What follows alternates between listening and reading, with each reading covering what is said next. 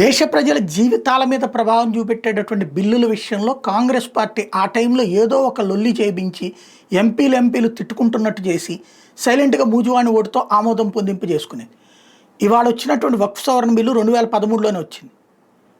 చర్చ జరగనీయకుండా నిశ్శబ్దంగా ఒక గంటన్నర చర్చలో క్లోజ్ చేసి పడేశారు. బీజేపీ వాళ్ళు నిలదీస్తుంటే డైవర్ట్ చేస్తూ నినాదాలు గందరగోళాలు క్రియేట్ చేసేసి ఆ టైంలో ఈ తెలంగాణ ఉద్యమాన్ని అడ్డుపెట్టేసేసి క్లియర్ చేసి పడేశారు. తెలంగాణ ఉద్యమం అంశం మీద ఏమన్నా సుదీర్ఘ చర్చ జరిగిందా? లేకుండా అడ్డదిడ్డంగా చేసేసింది చూసాం. అదే ఇప్పుడు వక్ఫ్ సవరణ బిల్లు వాస్తవంగా విపక్షాలు తీవ్రస్థాయిలో విరుచుకుపడ్డాయి, విమర్శలు గుప్పించినాయి. ఎక్కడా గొడవ లేదు. అధికార పక్షం వింటా కూర్చుంది, నవ్వుతా కూర్చుంది, లేదా సీరియస్గా కూర్చుంది వాళ్ళు తిడుతున్నప్పుడు. అంత అయిపోయాక తమ వాదనలు వినిపించింది.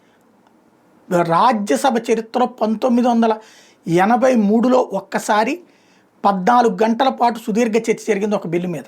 మళ్ళీ ఇంతకాలం తర్వాత 17.5 గంటల పాటు సుదీర్ఘ చర్చ. చివరికి పత్రికలు ఇవాళ రాసిన రాజ్యసభలో ఓటింగ్ ఎంత జరిగిందన్నది. ఎందుకని?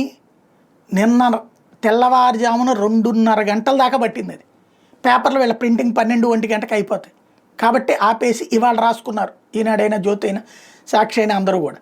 అంటే అంత సంఖ్య నడిచింది, అంత టైం తీసుకుంది. తెల్లవారుజామున ఆమోదించారు. ఇప్పుడు ఆ 17.5 గంటలు అనేది ఒక రికార్డ్ అయింది రాజ్యసభ చరిత్రలో.